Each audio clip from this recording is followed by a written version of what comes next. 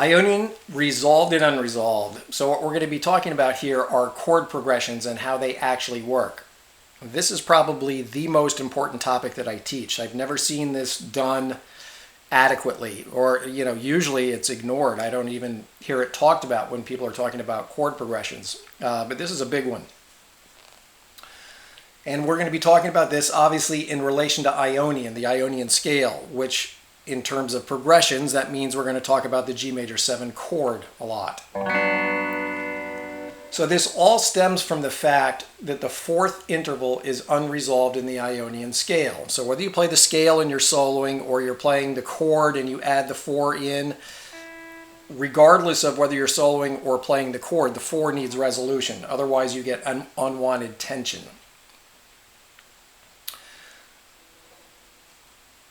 Now, it's going to be easier in our discussion here to refer to this as the C note most of the time. So G Ionian's 4 is the C note. All right, so we'll mostly refer to it as that, the C note.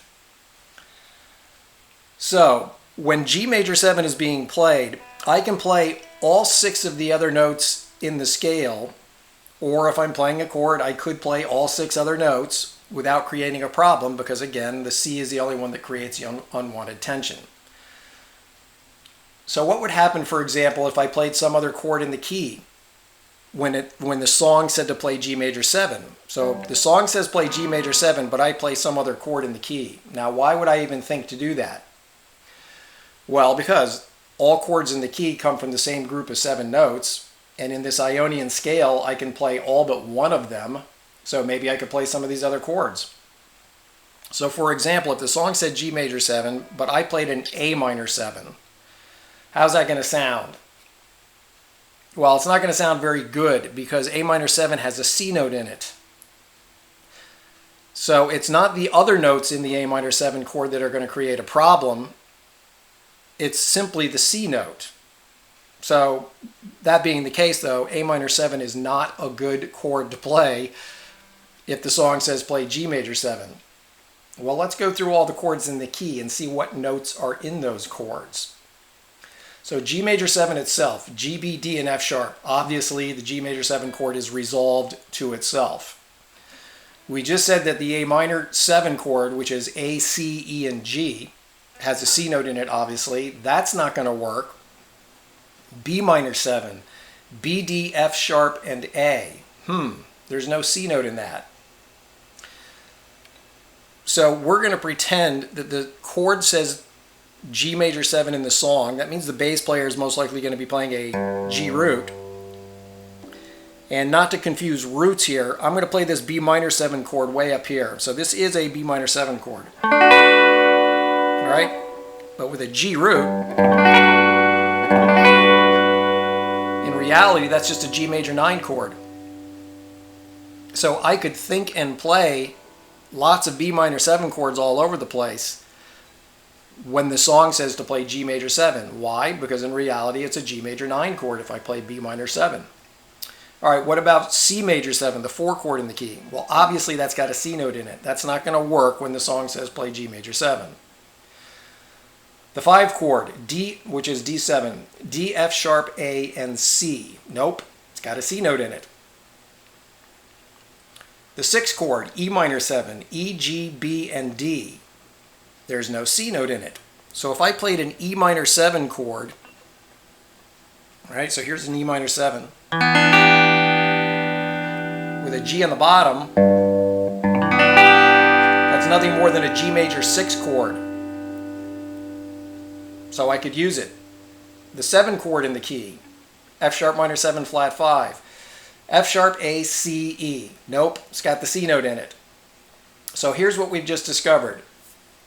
The 1 chord, G major 7, the 3 chord, B minor 7, and the 6 chord, E minor 7, are all resolved to the G major 7 chord, meaning I could play them if I wanted to in place of the G major 7. Now, if the bass player is playing a G root, you're not really playing them in place of the G major 7. You're using them as ideas that are just going to give you different voicings of the G major chords. But those are very useful ideas. That opens up your chord playing to include a lot more voicings, ways of playing chords. So any way you know how to play a B minor 7, again, so that you don't clash with the bass player, don't play your roots certainly on the 6th string and maybe not even on the 5th string. Keep these to the top 4 strings. So the 1 chord, the 3 chord, and the 6 chord all resolve to G major 7. That means the 2, the 4, the 5, and the 7 chords are all unresolved to G major 7. They're not going to sound good if you play them in place of G major 7 or as ideas for G major 7. So now we have these categories, and you may want to write all this stuff down. 3 chords resolved to G major 7 itself. 4 chords are unresolved. So let's talk about listening to music. When you listen to music, you're hearing movement with sound. This movement is created by chords that move from resolved to unresolved, or vice versa. You can go either way with these things. It doesn't matter. There's an easy way that you can try to listen for this when you listen to any song. Put on a song, and within that song, there are going to be certain chords that even if you're into the song for 20 seconds, there's going to be a chord in there somewhere that the song theoretically could end on that chord without it sounding wrong, even if it was a very short song. There are going to be other chords in that song that if you stopped the song on any one of those particular chords, it's not going to sound right. It's going to sound unfinished. Well, what you're hearing is resolved and unresolved chords. Happens in just about every song. I would suggest trying to listen for that in songs. Don't start with complicated songs. Start with like very easy songs. You know, ones that don't have a lot of chords. It might be a little bit more easy to listen for this in the beginning. So we have these categories of resolved and unresolved. 1, 3, and 6 chords, all resolved to the 1 chord. 2, 4, 5, and 7 chords out of the key, they are unresolved. Well, here's what happens when you play these one after the other. Not right on top of each other like we were just explaining before to get these categories. Now I'm talking about what happens if you play an unresolved chord and then go to a resolved chord. Well, you're going to hear the movement that I was just talking about.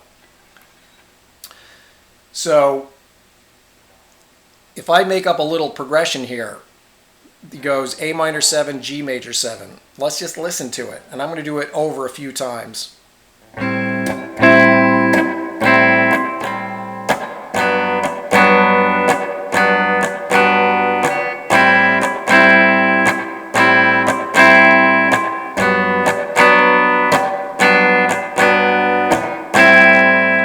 Does it sound right to end my little song on that A minor 7?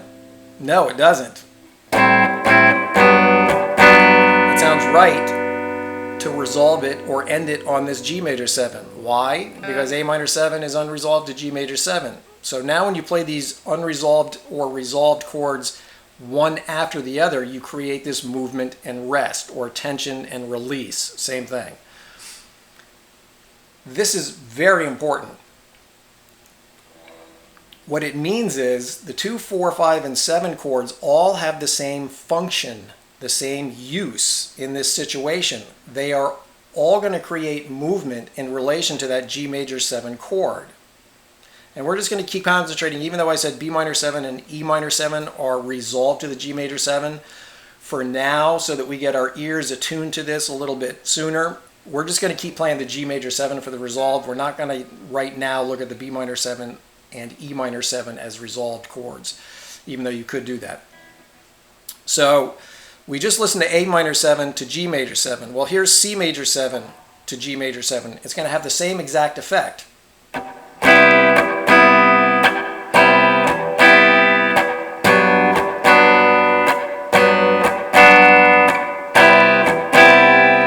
Again, does it sound right to end it there? No.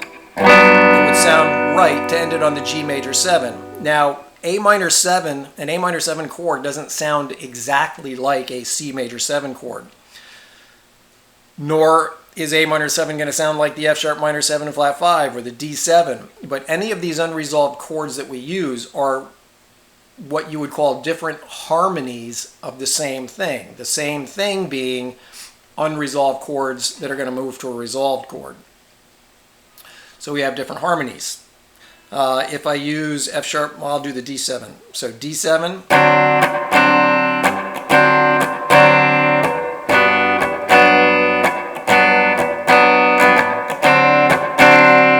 Doesn't sound finished until I get to the G major 7. Same thing with F sharp minor 7 flat 5.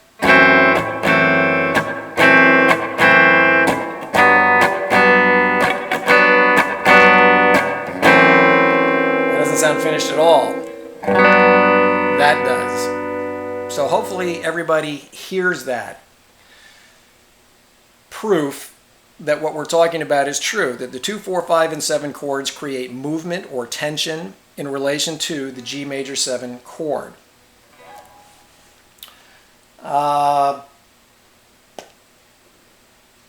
So the next thing, there's one more thing that we can talk about here quickly.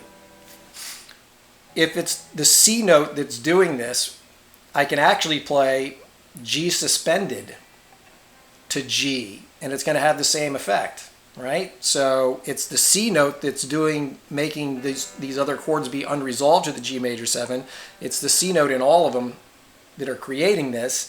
So what if I just take a G major chord and stick a C in it? Well, then I'm going to be unresolved, and then all I need to do is resolve it. So another way that you can think about this is G suspended to G.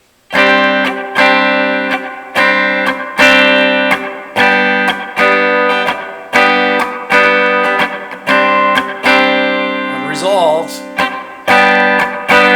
Resolved.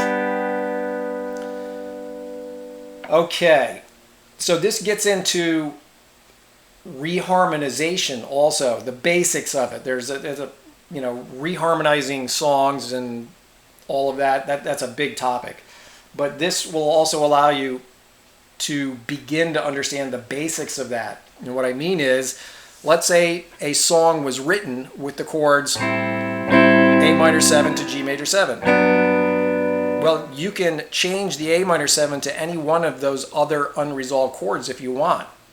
And it's going to have the same function, the same use. What you'll get is a different harmony. Like I said, C major 7 doesn't sound just like A minor 7. So if I so-called substitute C major 7 instead of the A minor 7, I'm going to get a different sound. Or if I use D7, or if I use F sharp minor 7 flat 5, they're all going to give me different sounds. And in a particular song, you may decide that one sounds way better than the other, but my point is that functionally they all work because they all do the same thing. G major 7, you could also play B minor 7 or E minor 7. So there starts to become many ways that you can hook chords together when you're simply trying to play unresolved to resolved, or vice versa. So the next thing that we're going to be looking at in the next video is how to solo over these things. But what I would do with these chords is, even though I just demonstrated these things, I would do these things yourself and really listen to them so that you really get this sound in your head.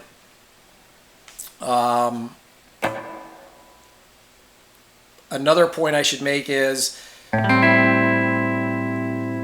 if the song is written A minor 7 to G major 7, and we know that, let's say it's 2 bars of the A minor 7 and 2 bars of the G major 7, and we know that A minor 7 is unresolved and G major 7 is resolved, then why couldn't I add another chord into the first 2 measures? Why can't I go...